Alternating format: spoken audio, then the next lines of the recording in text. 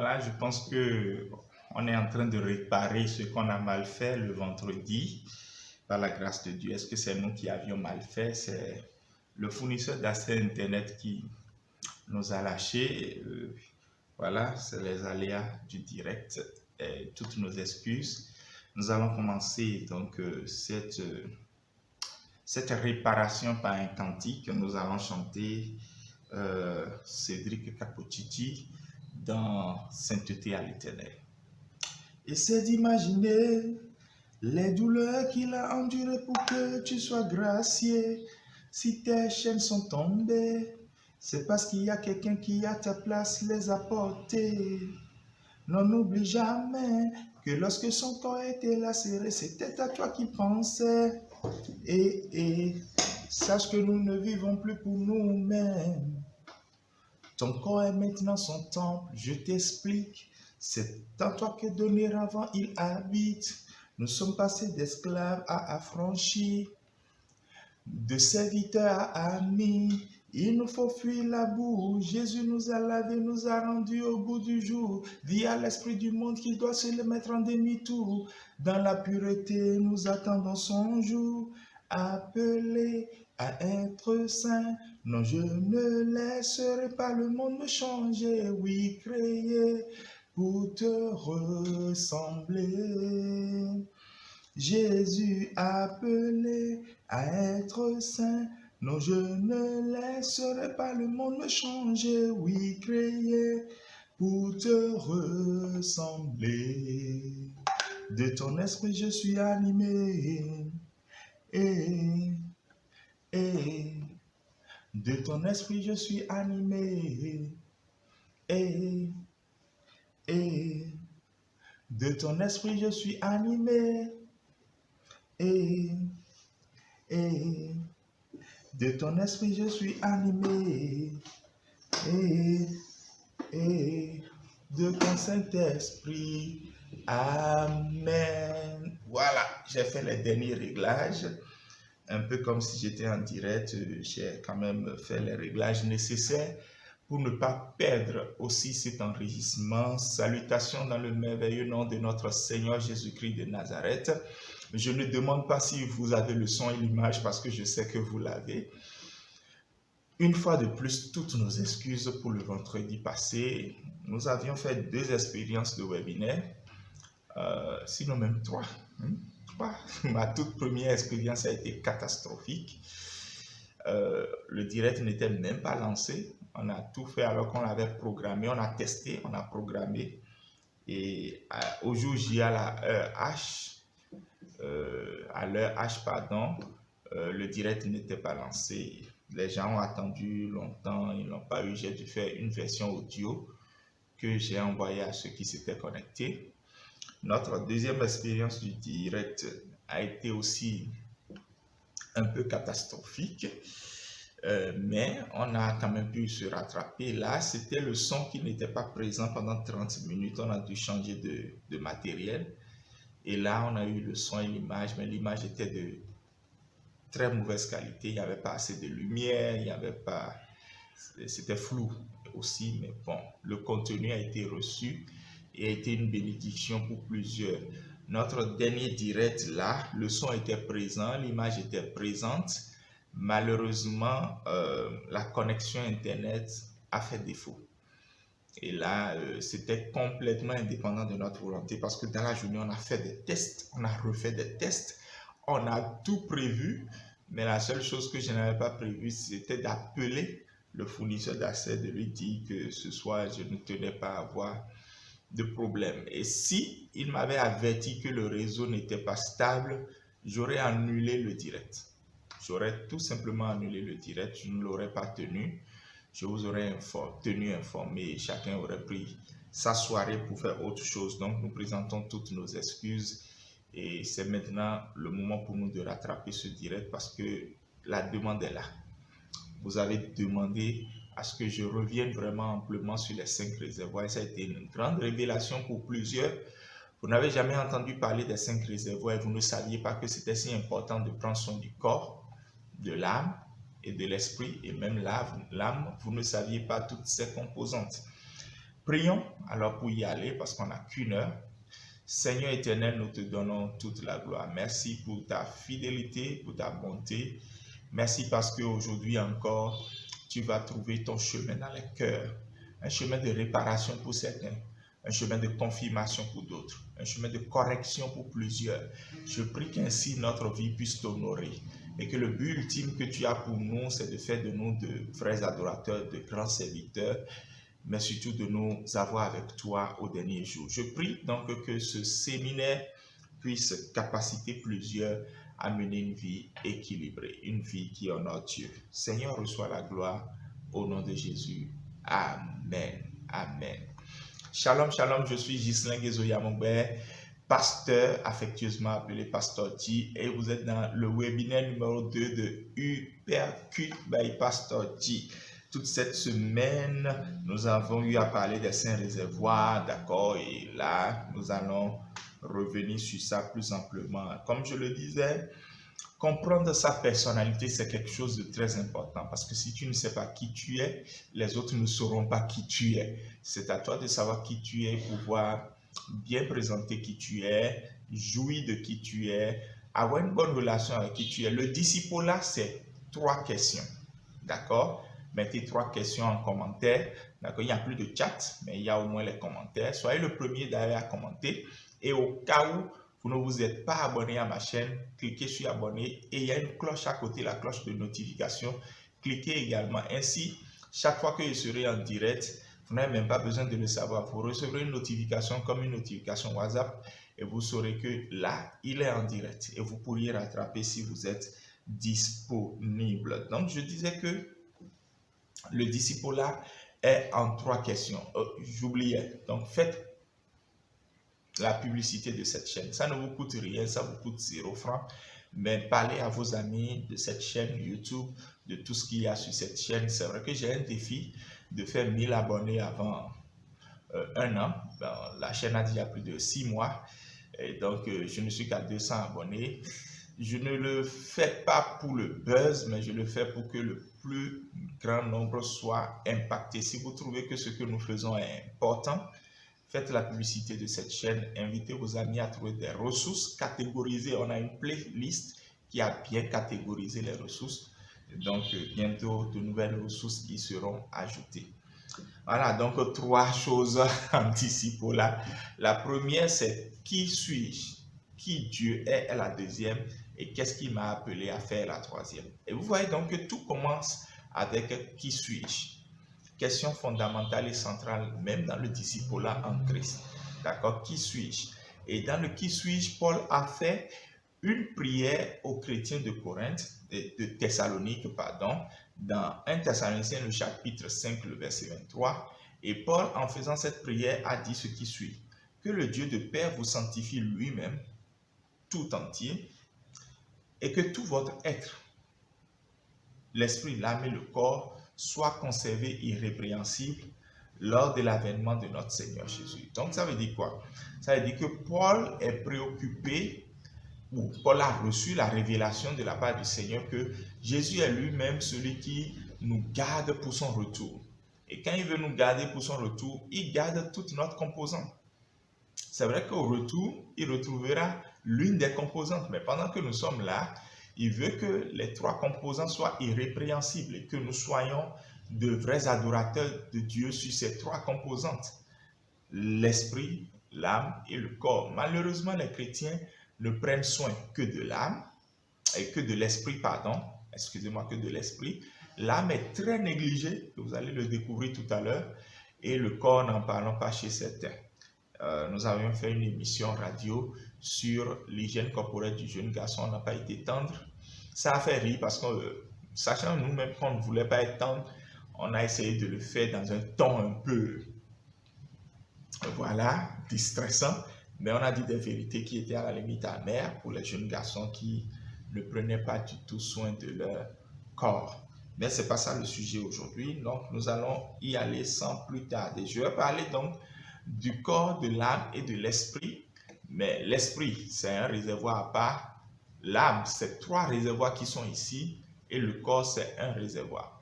L'idée que vous devez avoir, c'est qu'il y a 5 petits réservoirs les uns à côté des autres. D'accord? 1, 2, 3, 4, 5. Vous aurez l'image tout à l'heure pendant que je parle, ça va monter, ça va passer.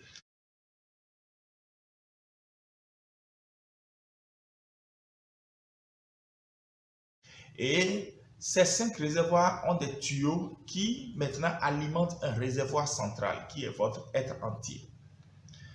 Donc il y a le réservoir de l'esprit, le réservoir spirituel. Il y a le réservoir du corps, le réservoir physique. Et puis il y a un réservoir de l'âme qui est le réservoir relationnel. Un autre réservoir de l'âme qui est le réservoir cognitif. Et puis un dernier réservoir de l'âme que je vais appeler le réservoir émotionnel lui-même. D'accord? Donc, ces 5 réservoirs alimentent un réservoir central.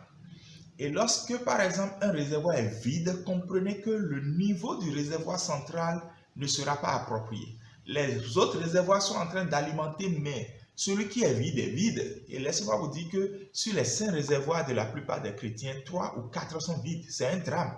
Il faut que quelqu'un en parle.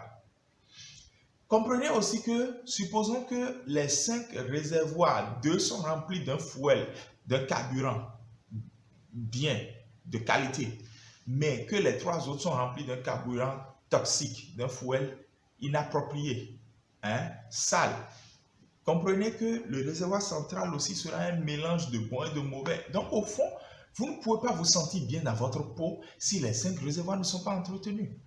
D'où cette plainte qu'on entend souvent, je ne me sens pas bien, même en tant que chrétien, je ne me sens pas bien, aujourd'hui, je n'ai pas envie de prier, et pourtant, ce n'est pas une question d'hormones ou d'humeur, non.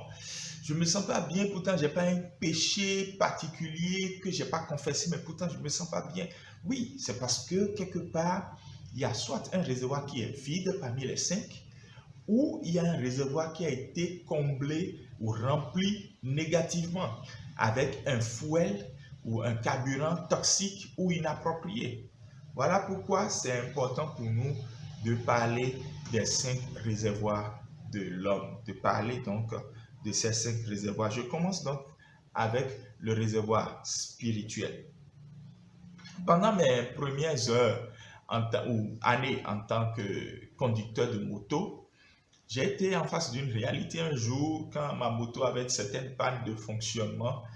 Le mécanicien m'a dit ça, je diagnostique que c'est un réservoir qui est sale. J'étais surpris, je dis mais est-ce qu'un réservoir est sale? Comment toi tu sais d'abord que le réservoir est sale? Il dit non, mais c'est normal que les réservoirs soient sales. Et réellement quand il a fait la purge, il y avait de la rouille, il y avait de l'eau dans le réservoir. Mais c'est terrible. Donc un réservoir, ça s'entretient et ça se remplit convenablement. Le réservoir spirituel, c'est le réservoir que les chrétiens connaissent le plus. C'est le réservoir, malheureusement, qu'ils n'entretiennent pas bien non plus. Excusez-moi. Ils ne l'entretiennent pas bien parce que parfois ils croient bien entretenir, mais ne le font pas, mis à part ceux qui négligent son entretien, bien sûr. Et entretenir le réservoir spirituel, c'est forcément identifier comment faire certaines choses. Et je vais citer ces choses-là, d'accord? Et bien faire ces choses, les faire avec de la qualité. Donc, premièrement, il faut veiller à la qualité de sa relation avec Dieu.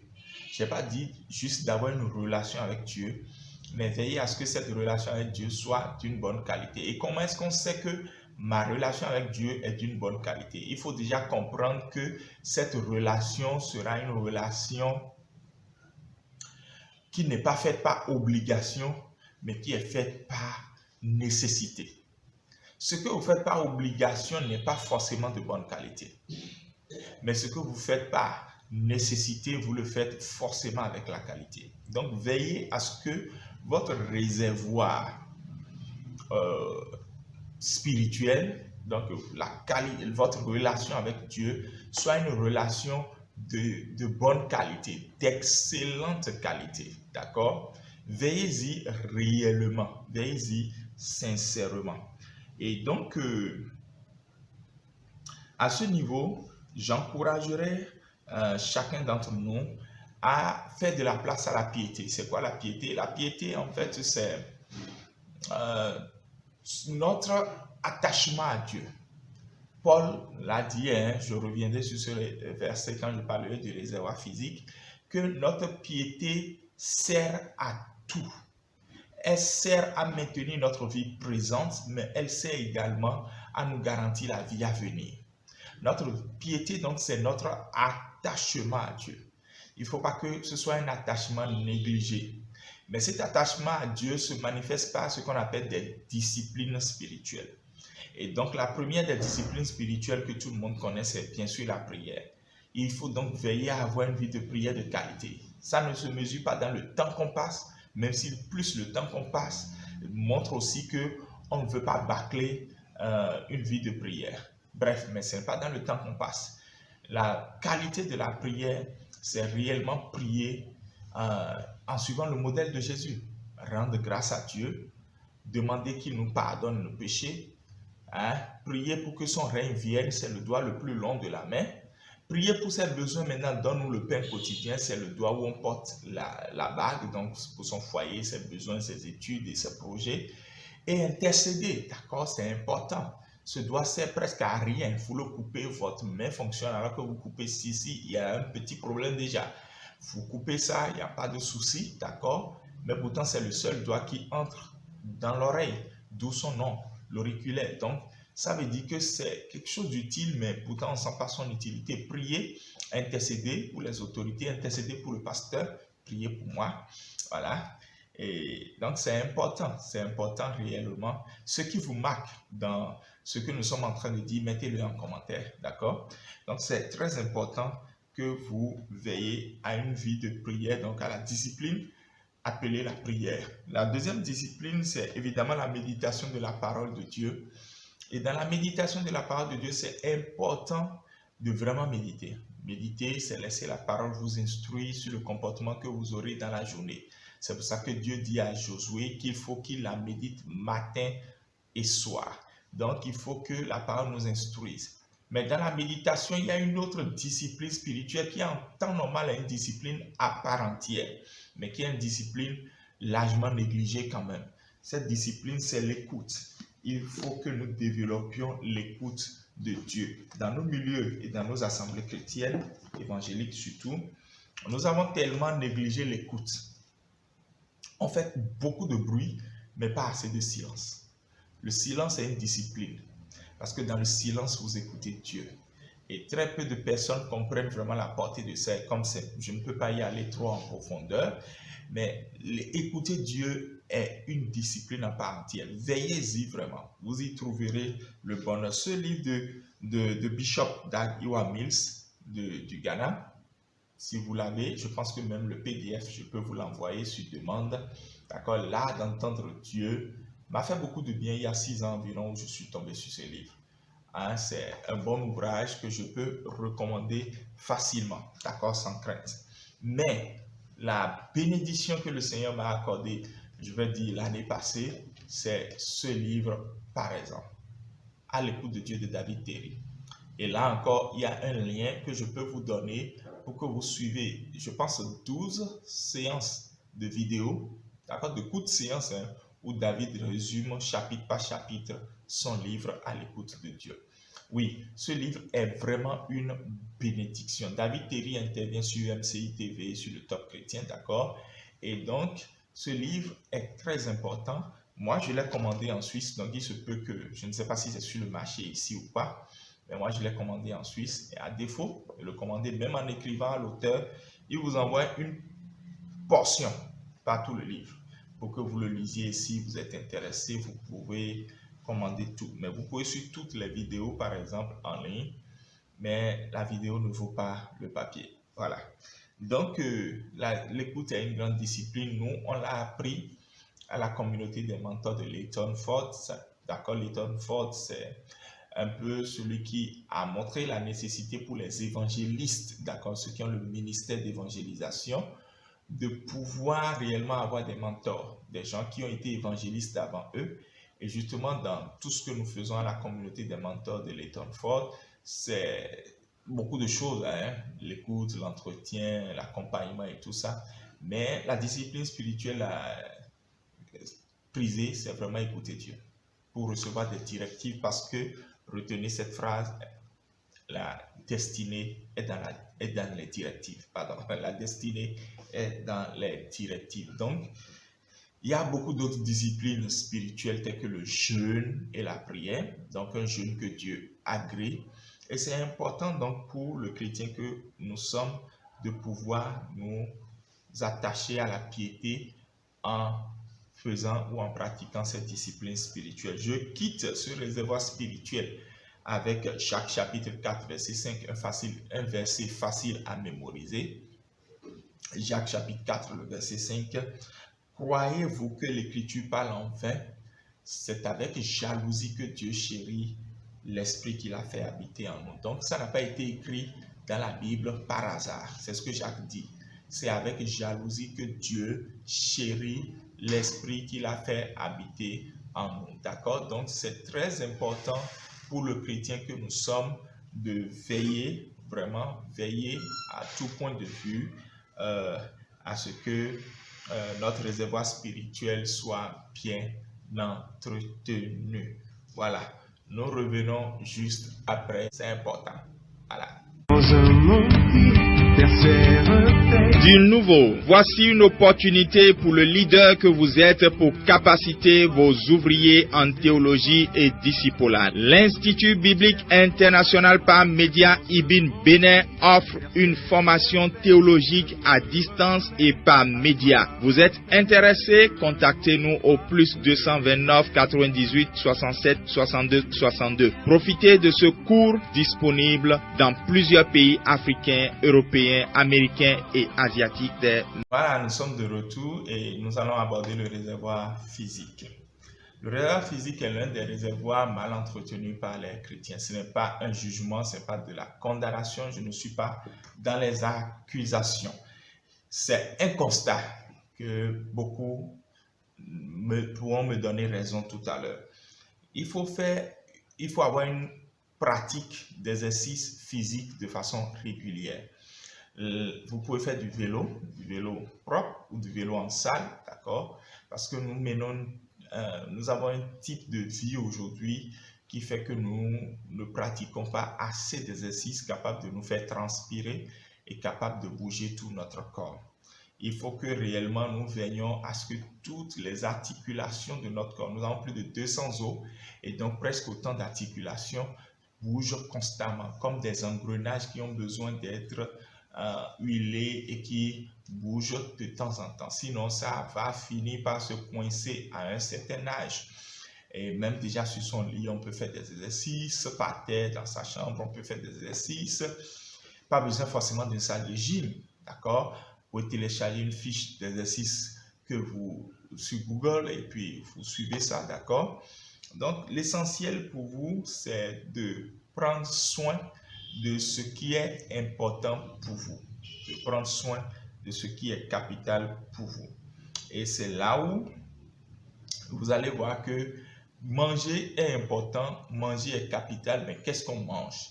Déjà, il faut avoir un menu équilibré. Bon, un menu équilibré, ce n'est pas quand j'ai beaucoup mangé, mais c'est quand toutes les substances nutritives sont présentes dedans. Donc, les protéines, les glucides, les lipides, les sels minéraux et les vitamines. Comment est-ce qu'on peut avoir tout ça? Mais c'est simple. On mange parfois équilibré, parfois on ne mange pas équilibré. Demandez à votre fils à la maison qui est au CM2, il vous dira c'est quoi un menu équilibré. En tout cas, c'est le mien qui me l'a rappelé ces temps-ci.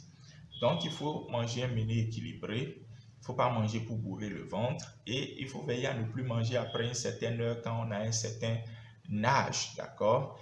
Et surtout éviter le sucre, le sel et l'huile qui sont en fait pas très bien quand ils sont vraiment en excès. Trop d'huile pour la friture, trop de sucre pour la bouillie, trop de sel, même le sel sur la table, même pendant qu'on mange, c'est pas trop conseillé. Il fallait que ce soit lors de la cuisson.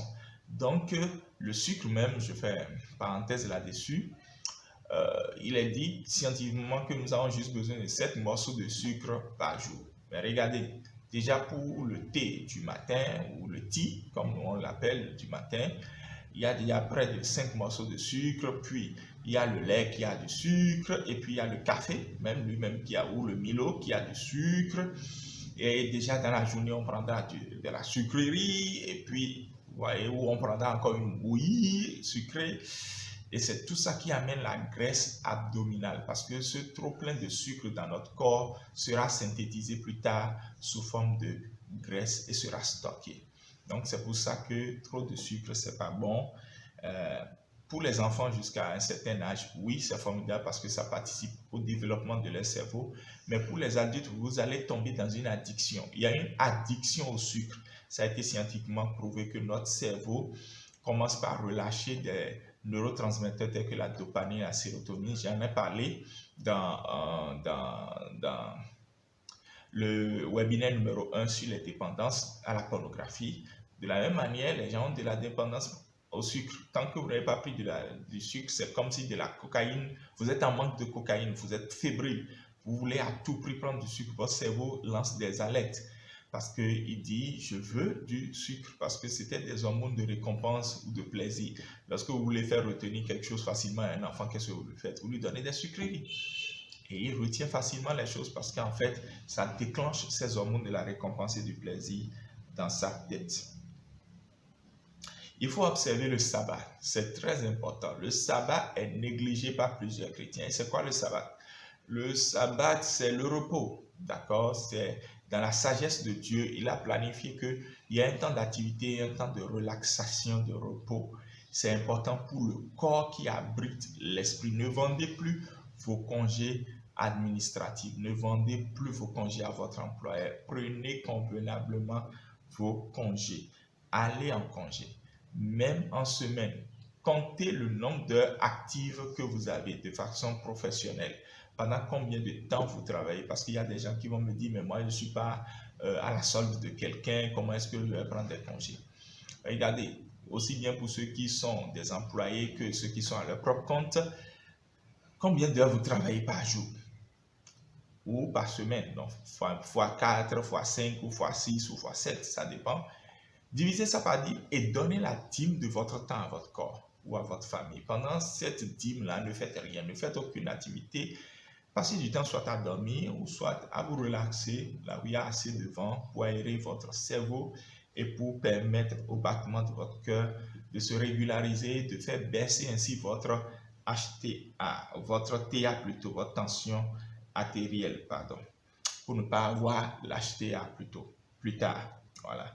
Donc, il faut apprendre aussi à lutter contre la sédentarité. Nous menons une vie de plus en plus sédentaire. Nous sommes assis, à peine nous nous levons, en voulant sortir, nous entrons dans le véhicule ou nous montons en moto, ou alors nous cliquons et nous appelons le Zoom, ou bien nous l'appelons au coin dessus notre portail.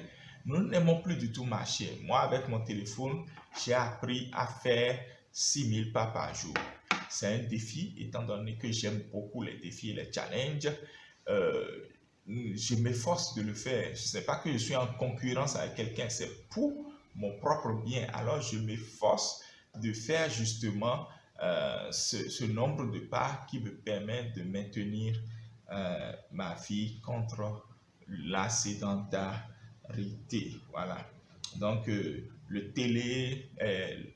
télé, assis dans le divan en face de la télé des heures, il faut divorcer avec ça, il faut rompre avec ça, il faut bouger au maximum, d'accord? Et puis, il faut faire le bilan annuel de santé. C'est ça qu'on appelle le check-up, c'est une vérification si tout fonctionne bien encore. La plupart du temps, lorsque nous allons à l'hôpital, c'est quand nous sommes déjà malades. Et parfois, ce n'est pas au début de la maladie, parce qu'au début de la maladie, on a des signes qui ressemblent à n'importe quel autre signe de n'importe quel mal béni.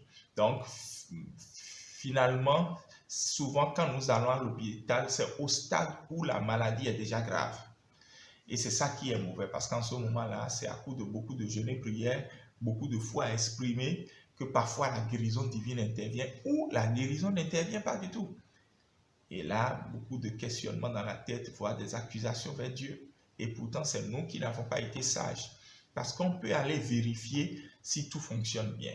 Et en vérifiant si tout fonctionne bien, vous pouvez par exemple découvrir très tôt que quelque chose ne fonctionnait pas bien. Et à l'étape où on l'a découvert, ça se corrige naturellement et vous pouvez jouir du nombre de vies que Dieu vous a donné à vivre. Chez les femmes, on parle souvent qu'elle fasse elle-même les check-ups liés à toutes ces maladies qui se nomment et qui effraient tout le monde. Je n'ai envie d'effrayer personne. Les cancers, par exemple. Donc, au niveau des cancers du sein, le diagnostic que la femme elle-même peut se faire, le cancer du col de l'utérus, voilà 2 mots qui tuent énormément de femmes dans le monde. Chez les hommes, le cancer de la prostate, ou après un certain âge, par exemple, vous devez aller faire un type de bilan de façon régulière, donc 1 fois par an, pour voir si, par exemple, il n'y a pas un dysfonctionnement au niveau de ce petit organe qui vous permet, à votre organe sexuel de faire beaucoup de choses, d'accord? S'il n'a pas atrophié ou s'il n'est pas gonflé, et là, ça va s'il n'est pas malade en quelque sorte. Et c'est important, toutes ces choses. C'est l'ignorance qui nous tue, sinon la vérité veut nous rendre libres, d'accord, et entièrement libres. Donc, il faut vraiment faire le check-up. Ça ne coûte pas ce que vous coûterez une vie longue et remplie de joie. Voilà. Il faut aussi veiller à une hygiène de vie, d'accord. Mettre au propre son environnement est important. Se laver les mains. Au moment où j'écrivais ce test que j'ai présenté au pasteur, par exemple, il y a quelques mois, j'ai présenté ça au pasteur en cette année, je crois, en janvier. Il n'y avait pas Corona, donc personne ne parlait encore de laver les mains de façon compulsive, mais c'est déjà la base. Hein. Si vous voulez vraiment entretenir votre corps, lavez-vous les mains. Ne chantez pas, non, lavez-vous aussi naturellement, que ce soit fille ou garçon, femme ou homme, lavez-vous. Prenez soin de vous, prenez soin de vos sous-vêtements, prenez soin de votre être entier. Votre corps mérite votre soin parce que c'est avec jalousie que Dieu chérit l'esprit qu'il a fait habiter en nous, dans ce corps. Mais Paul aussi a dit dans 1 Timothée chapitre 4, le verset 8, le verset que je mentionnais tout à l'heure, il dit « L'exercice corporel est utile à peu de choses. » D'accord, j'accepte, c'est la Bible entièrement. Tandis que la piété est utile à tout parce qu'elle est la promesse de la vie présente et celle à venir. Ça, là, j'ai déjà expliqué. Paul dit que l'exercice corporel est utile à peu de choses. Mais c'est quand même utile, non? C'est à peu de choses, non? Mais c'est utile. Ce n'est pas le plus important, mais c'est important. Donc, ne négligez pas votre corps. C'est pour ça que j'ai parlé d'abord du plus important. J'ai parlé de l'esprit, n'est-ce pas? Maintenant, je viens de parler du corps, donc du réservoir physique. Et donc, nous allons aller sur le réservoir de l'âme. Et j'ai dit, au niveau de l'âme, c'est subdivisé en 3 parties. La première partie, c'est le relationnel. Donc, le réservoir de l'âme contient d'abord un réservoir relationnel. Alors, vous savez, les problèmes relationnels sont fréquents parce que nous vivons en société et elles sont malheureusement très difficiles, surtout avec les femmes, et c'est même un adage qui est sorti que bon, là où les femmes se trouvent, les problèmes relationnels ne manquent pas. Il ne faudrait pas que ce soit ainsi. Il ne faut pas que nous acceptions facilement et fatalement des adages comme ça. Il faut les remettre en cause. Vous allez voir ça tout à l'heure dans le réservoir cognitif quand je vais aborder ça. Donc les relations, quand elles ne sont pas bonnes, que ce soit en couple, que ce soit en famille, que ce soit entre amis, que ce soit à l'église, que ce soit en milieu professionnel, les relations, quand elles ne sont pas bonnes, elles sont énergivores, c'est-à-dire que ça vous pompe de l'énergie physiquement et spirituellement. Spirituellement, quand une relation est malade, mais laissez-moi vous dire que ça vous pompe sérieusement, ça vous déprime, ça vous coince, ça vous paralyse et c'est pas bon, aussi bien émotionnellement, physiquement que spirituellement. Et entretenir ce réservoir convenablement et le remplir d'un fouet de qualité, c'est choisir de recevoir et de donner volontairement le pardon. Il ne faut pas qu'on vous supplie avant que vous ne pardonnez.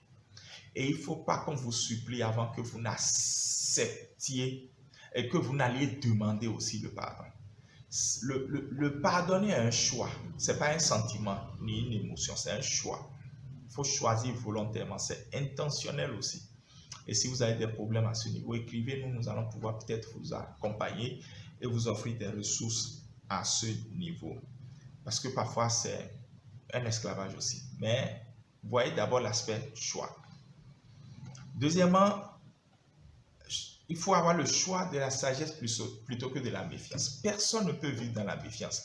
Si vous êtes tout le temps méfiant, vous allez développer un cancer. La méfiance, c'est cet état de stress permanent dans lequel certains peuvent se retrouver tout le temps. Qu'est-ce qui va se passer maintenant? Qu'est-ce qui va se passer maintenant? Non. Jésus n'a jamais voulu que ses enfants soient ainsi, d'accord?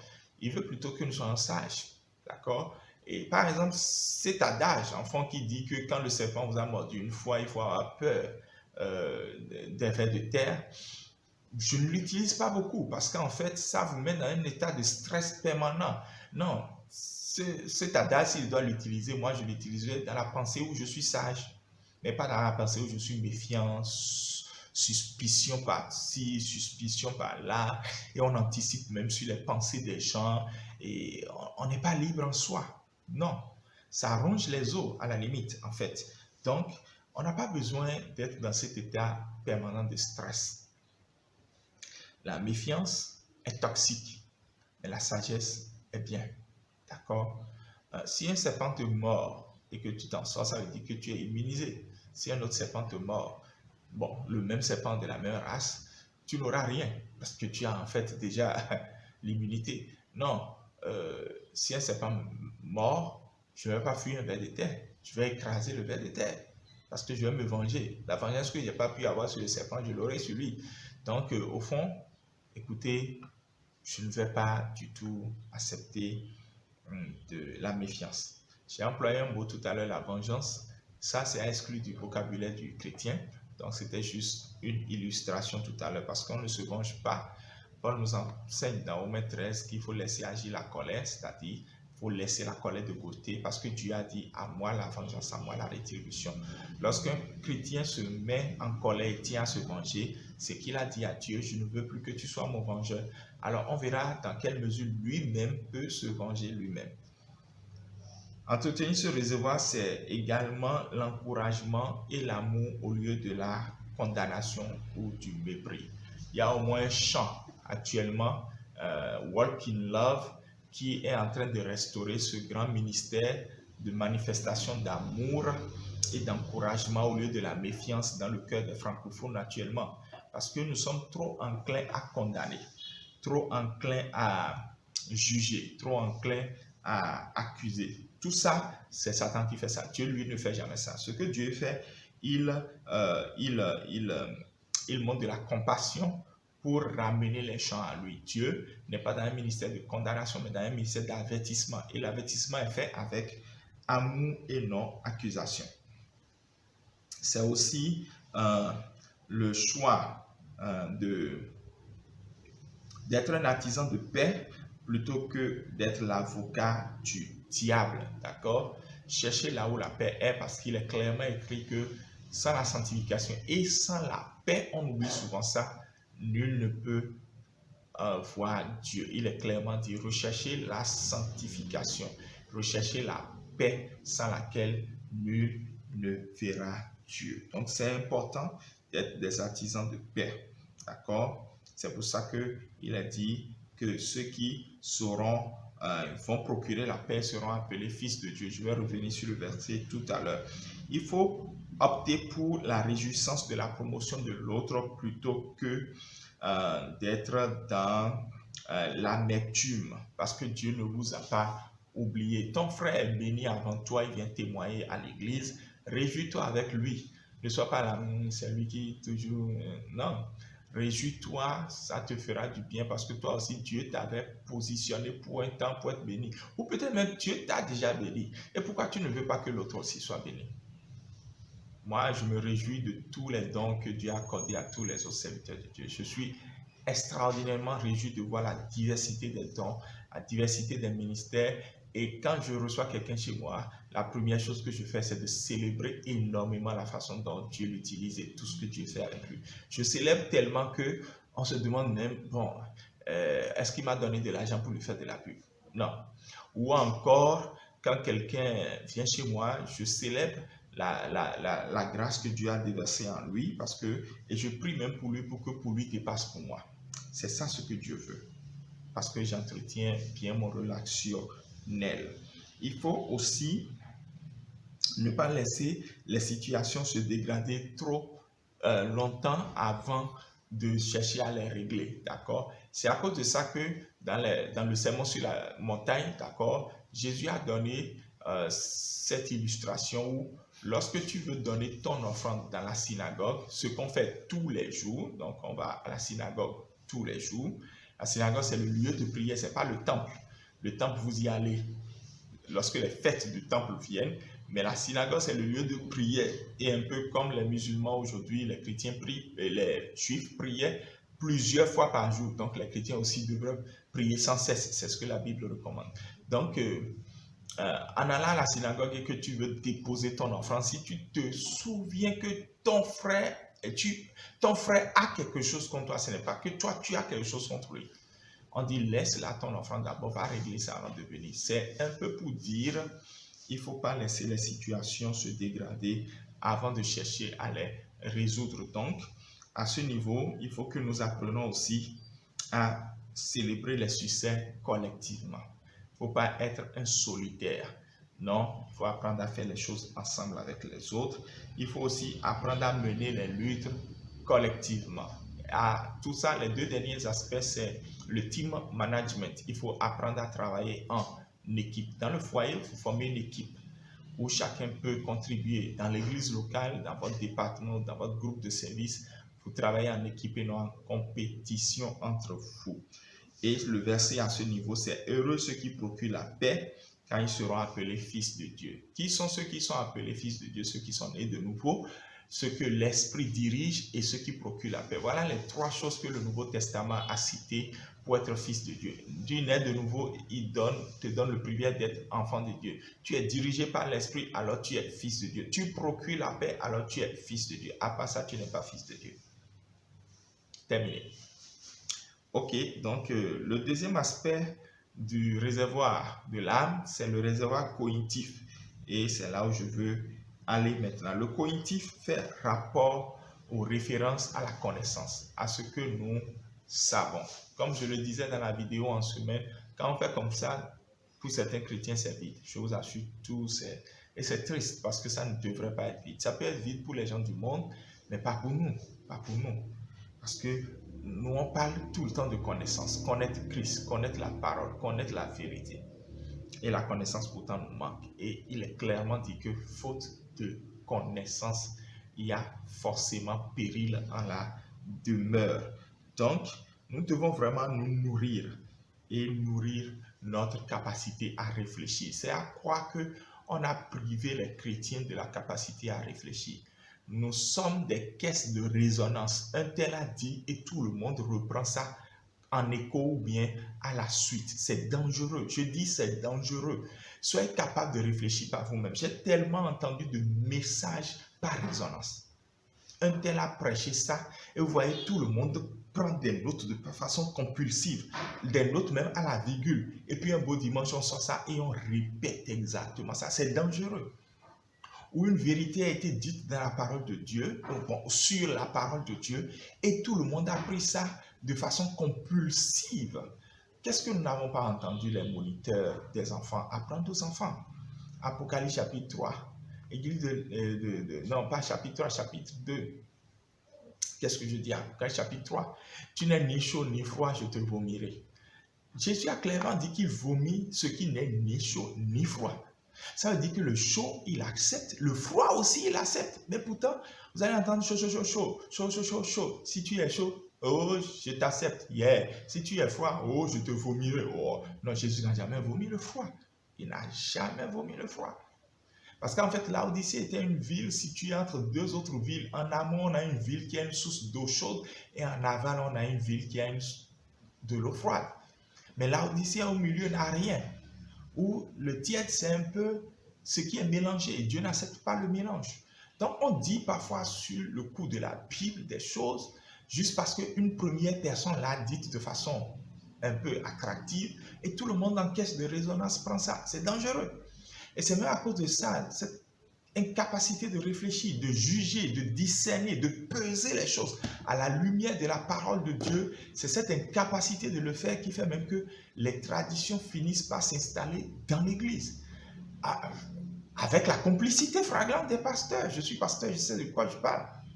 Même dans ma dénomination, je n'ai pas peur de le dire, des traditions humaines s'asseyent et qui n'ont rien à voir avec la Bible, tout simplement parce qu'un tel homme influent dans sa position, mais pas dans ce qu'il connaît, mais influent dans sa position, a dit faisons tac, et tout le monde tac, tac, tac, tac, on le fait. Des choses importées qui n'ont aucun rapport ou aucune relation avec nos mœurs, parce qu'en fait, nos mœurs, ce sont nos identités. Et la parole de Dieu, elle est universelle. Mais quand elle doit être comprise, elle se comprend par rapport à ce que nous sommes. Elle se comprend par rapport à ce que nous sommes. D'accord? Et quand donc on laisse tout ça, on tombe dans beaucoup de choses, tout simplement parce qu'on ne veut pas réfléchir. Donc le cognitif fait référence à l'étude de la parole de Dieu. Ici, je ne parle pas de la méditation, je parle de l'étudier.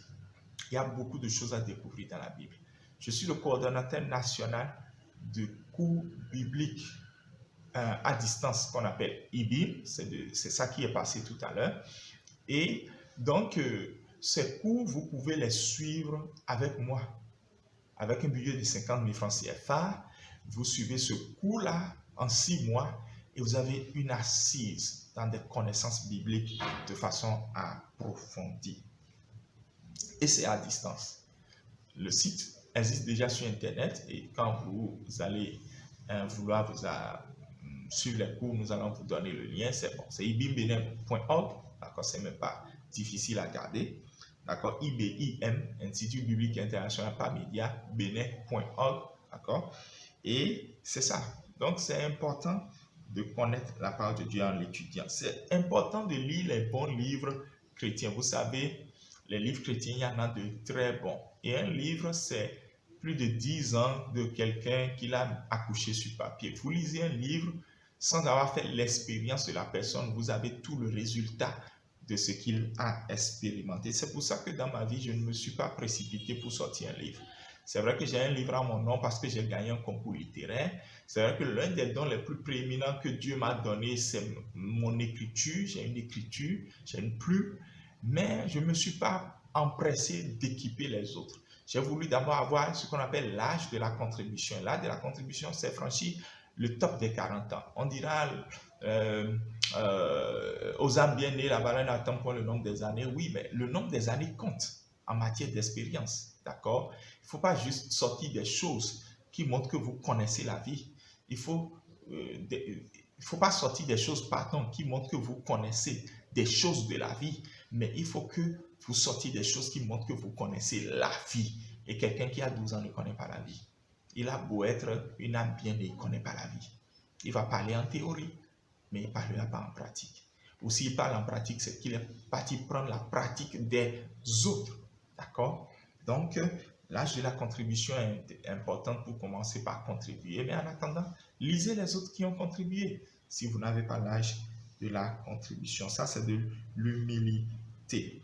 Et puis, il faut apprendre à mener des réflexions profondes. La dialectique, il faut peser les pour et les contre. En tout, il y a un pour et un contre. C'est seulement avec la Bible qu'il n'y a pas de pour et de contre. C'est la vérité, ça c'est oui et amen. Mais en toute chose, il y a des pour et des contre, d'accord? Il y a que vous devez peser ce que Dieu est en train de faire dans votre vie. Et ça débouche sur quoi? À l'établissement d'un plan. Et il y a plusieurs types de plans. Menez un plan pour votre foyer. C'est pour ça que dans les cours sur le mariage que nous nous donnons, c'est sanctionné par un projet de vie que les fiancés doivent pondre. Ça, il faut réfléchir. Il faut lire des livres sur le mariage. Il faut suivre des cours sur le mariage. Il faut remplir son réservoir cognitif pour pondre un projet de vie. Sinon, les gens vont parler. Marié pour avoir une femme qui va me laver mes habits. Si c'est pour ça que tu veux te marier, reste célibataire. Parce que malgré le mariage, tu seras malheureux. On va te laver tes habits, mais tu seras malheureux. Il faut pondre un plan de carrière, d'accord? Il faut prendre un plan de vie de façon générale. Il y a ce qu'on appelle un plan de vie. Il faut pouvoir pondre donc un plan de vie. Tout ça, c'est le réservoir cognitif qui permet de le faire. Et puis, forcément, Et ça, quand chacun a son couloir, on ne lutte plus inutilement. Il y a trop de conflits entre les frères, entre les pasteurs, parce que chacun n'est pas dans son couloir. Les gens ne savent pas quel plan de vie ils ont. Donc, parfois, ils voient le plan de vie de quelqu'un, ils entrent dans son couloir. Non, reste dans ton couloir. Tu as beau être mon doyen, peut-être dans le ministère, je te dis de la part du Seigneur, reste dans ton couloir. Et si tu n'as pas de couloir, va chercher ton couloir. D'accord? C'est important ainsi de le faire. Et puis, il faut capitaliser les expériences qu'on a dans la vie, je le disais, pour produire quelque chose qui sera utile à la génération qui vient. Donc, après avoir fait l'expérience de tout ceci depuis 4 ans que, avec... voilà, donc il y a un livre que je devais prendre et que j'ai oublié de prendre. Vous me le permettez, comme je suis à la maison. Depuis, est-ce que c'est 4 ans? Depuis 6 ans que j'ai étudié ce livre avec mon mentor. À l'instant, c'est l'un des 2 co-auteurs de ce livre. On a étudié ce livre sur des mois, d'accord? J'ai compris beaucoup de choses. Et j'ai eu le temps d'abord personnellement de me l'approprier, multiplier les leaders, d'accord? Donc j'ai eu le temps de me l'approprier. Ça m'a travaillé, ça m'a permis de travailler avec plusieurs leaders. J'ai tellement de jeunes protégés et moi aussi je verse ce que j'ai reçu en eux. Un peu comme Dieu lui-même est venu prendre l'esprit qui est en Moïse et il a déversé dans 70 autres personnes. D'accord? Donc, c'est ça un peu. Quand j'ai appris tout ça, je pense aujourd'hui qu'il est temps pour moi aussi de le déverser dans d'autres. Je ne me suis pas précipité parce qu'il fallait quand même que je voie et j'expérimente la véracité de la chose. Il fallait que j'arrive à comprendre ce que ça veut dire et comment est-ce qu'on peut pouvoir, on peut en tirer profit avant d'en parler. Il ne s'agit pas juste de parler pour parler, d'accord? Donc, c'est un peu ça. Et donc, au niveau du réservoir cognitif, le verset que je veux lire est celui-ci. C'est Paul qui, à la veille de sa mort, disons, il est assigné à résidence, il est déjà vieux. L'une des dernières épîtres qu'il a écrites, c'est 2 Timothée. Et dans 2 Timothée 4, le verset 13, il dit à Marc, quand tu viendras, Marc, apporte-moi le manteau que j'ai laissé à Troas, chez Capus. Apporte aussi les livres, d'accord, et surtout les parchemins. Voilà un vieillard de cet âge qui se préoccupe encore de ses livres. Et toi, et moi, il faut aimer les livres. C'est important pour remplir le réservoir cognitif. Et le dernier réservoir, et on va finir, nous revenons juste après ceci. Du nouveau, voici une opportunité pour le leader que vous êtes pour capaciter vos ouvriers en théologie et discipolat. L'Institut biblique international par médias Ibn Bénin offre une formation théologique à distance et par médias. Vous êtes intéressé? Contactez-nous au plus 229 98 67 62 62. Profitez de ce cours disponible dans plusieurs pays africains, européens, américains et asiatiques. Voilà, nous sommes de retour pour aborder notre dernière ligne droite. Le réservoir émotionnel lui-même, c'est le 5e. Après le spirituel, le physique, le relationnel, le cognitif, il y a l'émotionnel. Souvent, l'idée qu'on a, dès qu'on parle des émotions dans nos églises, c'est on parle de la chair, du agbaza. Non, l'émotion, c'est pas qu'agbaza. C'est vrai que quand quelqu'un a une réaction émotive, c'est qu'il a une réaction à fleur la peau. D'accord? Il n'a pas réfléchi beaucoup, il s'est laissé emporter, il a réfléchi à la surface, il n'est pas allé en profondeur. Tout ça, c'est vrai, c'est émotif. D'accord? C'est un peu comme cette grosse insulte pour nous les Noirs. On dit que l'émotion est nègre et que la raison est laine. Je connais plein de Blancs qui sont émotifs, hein? Ils sont plus agbazatiques même que la plupart des Noirs. Et pourtant, il y a beaucoup de Noirs qui réfléchissent bien, d'accord? Mais la plupart du temps, c'est quoi? On remarque que malheureusement, nous sommes vraiment dans l'émotivité. Pendant que plusieurs sont déjà en train de penser de vivre l'après-Corona, nous, on en est encore à est-ce que Corona existe ou pas? Quand je vois certains débats, ça me sort de moi-même, quoi. Je me dis, mais Seigneur, fais quelque chose. Et quelque chose qu'il va faire, c'est nous utiliser pour le faire. C'est pour ça qu'on parle de tout ceci. Pendant que Corona est venu, tout le monde a eu peur et s'est caché. C'est en ce moment, normalement, que les créateurs doivent sortir. Et on avait sorti un tout premier post pour dire Corona est une opportunité pour montrer comment vous êtes un fils de Dieu, que vous pouvez apporter une solution pour les communautés. Donc, en fait, lorsque nous parlons de la parole de Dieu, nous parlons des choses vérifiées. Et il y a Leroy Martins qui a dit ce qui suit. Et lui nous permet de situer les émotions dans leur vrai contexte. Il dit, l'idée centrale des tests bibliques n'est pas, excusez-moi, l'idée centrale des tests bibliques est de convaincre les lecteurs non seulement de ce qu'ils doivent penser l'orthodoxie, de ce qu'ils doivent faire l'orthopraxie, et aussi de ce qu'ils doivent désirer l'orthopathie. D'accord? Ça veut dire quoi en français plus facile? Ça veut dire que la Bible est là pour nous aider à bien penser. D'accord? C'est ça l'orthodoxie. À bien agir. C'est ça l'orthopraxie. Donc la pratique. Et puis, à aussi ressentir les sentiments justes. Et c'est ça maintenant l'orthopathie. Un peu comme la sympathie, l'antipathie, l'empathie. D'accord? Voilà. Bien penser. Donc il y a des pensées justes. On a dit que vous ayez en vous les pensées qui étaient en Christ. Donc il y a des émotions justes, des émotions valables, des émotions pures. Tout ce qui est émotion n'est pas mauvais. Et justement au niveau des émotions, le premier chantier, c'est un grand chantier, c'est la guérison des blessures émotionnelles. Il y a un livre qui est dans la bibliothèque de tous les pasteurs, mais je crains que très peu de pasteurs l'aient lu. C'est un gros pavé dans ma propre main. C'est Le chemin de la libération. Ce gros livre, c'est le livre le plus prédominant de notre dernière bibliothèque sur pasteur. Il faut le lire. C'est un livre important parce que dans ce livre, Le chemin de la libération, vous verrez un peu comment faire le chemin vers la guérison de beaucoup de choses. Des gens ont mal fait un deuil.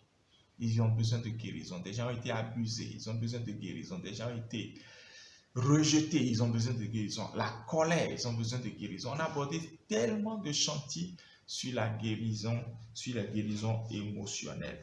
Et aussi, non seulement pour guérir le lecteur, mais aussi pour le former en même temps afin d'être une oreille qui écoute, une main d'amour qui est tendue pour conduire d'autres personnes à la guérison. Au niveau des émotions justes également, il y a la découverte de sa forme. Et forme, c'est un acronyme, un peu comme ici, F-O-R-M-E. C'est l'église de Saddleback de Rick Warren qui a conçu ça avec Eric Ries, d'accord, qui est l'auteur. Rick Warren lui-même a co-écrit ça, d'accord. Et Eric Ries nous montre que nous avons tous une forme à découvrir. Ce livre aussi, quand je l'ai découvert, ce livre aussi est dans la bibliothèque de tous les pasteurs. Donc, allez voir votre pasteur, demandez-lui de vous le prêter, de vous l'emprunter, et il va vous le prêter, d'accord? Donc, ce livre est important pour découvrir sa forme. C'est beaucoup, mais c'est pratique, c'est-à-dire vous le lisez et vous n'avez même pas l'impression que vous venez de lire beaucoup de pages, des centaines de pages, parce qu'en fait, c'est pratique. C'est avec des exercices, c'est avec assez de cas pratiques. Et il y a des trucs à cocher, d'accord? Il y a, voilà, je pense qu'avec la mise au point, il y a des trucs à cocher, il y a des trucs où il faut écrire, et n'écrivez pas dans le livre d'autrui. Multipliez ces parties-là peut-être pour travailler seul, mais ne photocopiez pas tout le livre, c'est interdit. D'accord? Donc, c'est important de découvrir sa forme. Ça vous permet de savoir qui vous êtes, vos forces, c'est vos orientations, vos ressources, vos manières d'être et vos expériences. Vous allez voir, tout ça fait de vous une autre personne.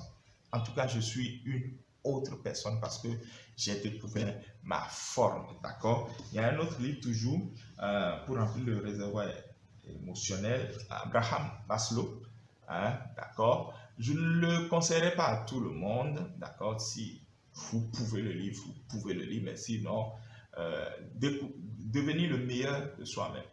C'est pas chrétien, mais c'est assez lourd. Ça fait beaucoup de pages aussi. Devenir le meilleur de soi-même de Abraham Maslow, c'est quand même assez pertinent. Ça vous sort des sentiers battus. Ça vous fait de vous un extraterrestre quand vous parlez, parce que les gens se disent, mais il parle de quoi là même? De qui parle-t-on dans le texte? Ou de quoi parle l'auteur? Et là, finalement, on ne se retrouve pas trop. Mais c'est ça qui fait la différence quand même. Et puis, comme j'aime beaucoup l'apologétique, il y a un tout dernier dans le monde francophone en matière d'apologétique. Nous rendons grâce à Dieu d'avoir gardé son serviteur Raïs Zacharias, jusqu'à son dernier jour, le mercredi passé seulement. Donc, le plus grand apologète que j'ai connu, celui qui a bougé, motivé ma vie en apologétique, c'est un hommage que je lui ai fait de son vivant, quelque part. Et maintenant qu'il a rejoint le Père, je fais cet hommage encore. Cet homme, je ne suis pas le seul, c'est mondialement reconnu. Il nous a montré le chemin de l'apologétique en milieu évangélique. Ce que Pierre disait dans 1 Pierre 3 en disant que si quelqu'un vous demande la raison de votre foi, vous devez vous défendre avec amour et douceur. Voilà. Donc, se défendre et défendre la Bible, ça existe. Ça s'appelle l'apologétique. Et l'un des derniers nés en la matière, c'est Guillaume Billon. D'accord, la foi a ses raisons. Et je vous assure, la foi a vraiment ses raisons. Vous ouvrez ce livre, vous tombez sur quelque chose qui vous retient et qui vous permet de lire ce livre. Et ça aussi, c'est des centaines de pages. Et puis, bref, vous découvrez, vous comblez votre réservoir émotionnel et ça fait de vous une autre personne. Je vous encourage vraiment. Vous identifiez ce qui vous passionne vraiment. Ce qui vous passionne, la passion n'est pas mauvaise. D'accord? Fuis les passions de la jeunesse. On a bien dit les passions de la jeunesse. On n'a pas dit la passion. Les passions, c'est un peu ces choses que Dieu a mises en vous et que vous aimez faire et qu'il veut utiliser plus tard pour plusieurs buts. D'accord? Certains ont la passion de danser, d'autres la passion de chanter, d'autres la passion d'écrire, d'autres la passion de lire, la passion de faire ceci. Tout ça là, mis ensemble, vous permet un peu, par exemple, de fuir les addictions à un moment donné ou de ne pas tomber carrément dans les addictions. Parce que quand vous n'avez pas quelque chose dans laquelle vous pouvez déverser une passion, lorsque quelque chose va commencer par vous attirer, vous irez là-bas. Mais quand vous avez une contrebalance, un contrepoids, vous allez directement là-bas. Et voilà, donc c'est ça. Et il faut naturellement connaître son tempérament. Il en existe 4. Sanguin, colérique, flegmatique et mélancolique. Colérique n'a rien à voir avec la colère. Et savoir que les tempéraments sont un don de Dieu, donc ce n'est que des qualités. Mais parce que nous vivons dans la chair, il y a donc des défauts. Et là, il faut apprendre à amener les tempéraments à la croix. Et ça, je peux vous aider aussi si vous en manifestez l'intérêt, en partageant avec vous des ressources qui vous montrent comment on amène ces tempéraments à la croix pour les crucifier, surtout les défauts des tempéraments. Voilà, donc je suis à la fin de ma présentation. Encore merci d'avoir eu assez de patience pour nous suivre, pour nous supporter le vendredi passé. Toutes nos excuses encore une fois. Patience pour nous suivre et suivre cette ressource. Nous espérons que ça vous a fait du bien. N'oubliez pas, abonnez-vous, cliquez sur la cloche, mettez le pouce j'aime également et surtout partagez. Parlez de cette chaîne, ne parlez pas de moi, parlez de cette chaîne, parlez des ressources qui y sont laissées et ça va bénir plusieurs personnes. Le monde chrétien a besoin de montrer un autre visage. On pense que nous sommes des tarés, des gros tarés qui ne savent même pas pourquoi ils sont des excités, des extrémistes d'une religion qui les tient captives, qui vient de l'Occident. Ce n'est pas du tout ça. Nous libérons des ressources d'une qualité qui dépasse tous les cours de leadership donnés n'importe où dans le monde. Donc, nous pensons juste à juste titre que ça mérite d'être connu. Pas notre personne, mais ce que Dieu nous met à cœur de faire. Shalom, shalom, que Dieu vous bénisse. J'aimerais prier pour vous avant qu'on ne se sépare. Père, je prie que chacun puisse mettre quelque chose en application maintenant. Continue de me fortifier pour que je continue d'en connaître davantage, pour libérer davantage. Et je prie que ceux qui viennent de connaître alors que la douleur ou les problèmes que ça leur crée cessent à partir d'aujourd'hui, qu'ils vivent bien. Si quelqu'un est malade dans son corps, je prie qu'il soit guéri au nom de Jésus. Amen. Vous avez des questions, mettez en commentaire et je vous réponds. Ou mes contacts sont dans la bio, dans le descriptif. Alors écrivez-moi en privé et je pourrai aussi répondre à toutes vos préoccupations. Bye bye. Shalom, shalom. Que le Seigneur vous bénisse. Amen.